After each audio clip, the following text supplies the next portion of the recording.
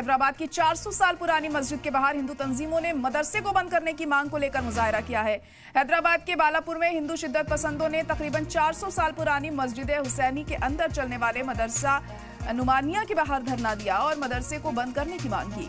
उनका इल्जाम है कि ये मदरसा गैर कानूनी तरीके से चलाया जा रहा है। मुजाहरे के दौरान एक वीडियो में जय श्री राम की नारेबाजी करते हुए भी कारकुनान नजर आए। भाजपा लीडर रामकृष्ण रेड्डी ने कहा है कि इस इलाके के बाहर से आकर रोहिंग्या इस मदरसे में रह रहे हैं और कई मकामी हिंदुओं को काफी मुश्किलात का सामना करना पड़ रहा है। हालांकि मदरसा इंचार्ज अकबर खान का कहना है कि बीजेपी मदरसे को गैर कानूनी बताने का झूठा दावा कर रही है और उन पर इलाके के बाहर से आए स्टूडेंट्स को पढ़ाने का इल्जाम लगा रही है। उन्होंने वाज़ेह किया कि सभी स्टूडेंट्स तेलंगाना के हैं।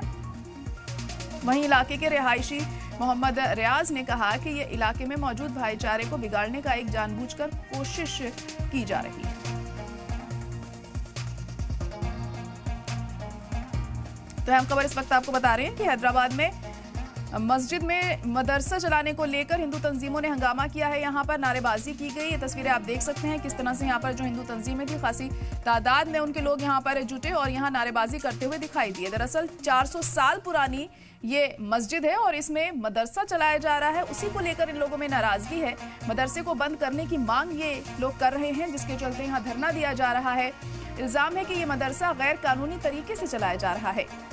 मुजाहिरे के दौरान वीडियो में जय श्री राम की नारेबाजी करते हुए भी ये कारकुनान नजर आए हैं। भाजपा लीडर रामकृष्ण रेड्डी ने कहा कि इस इलाके के बाहर से आकर रोहिंग्या यहाँ पर रह रहे हैं, मदरसे में रोहिंग्या रह रहे हैं और यहाँ पर माहौल खराब करने की कोशिश की जा रही है। ऐसे इल्जाम लगाए जा रहे हैं लोगों के जरिए और कई मकामी हिंदुओं को काफी मुश्किलों का सामना ऐसे में करना पड़ रहा है।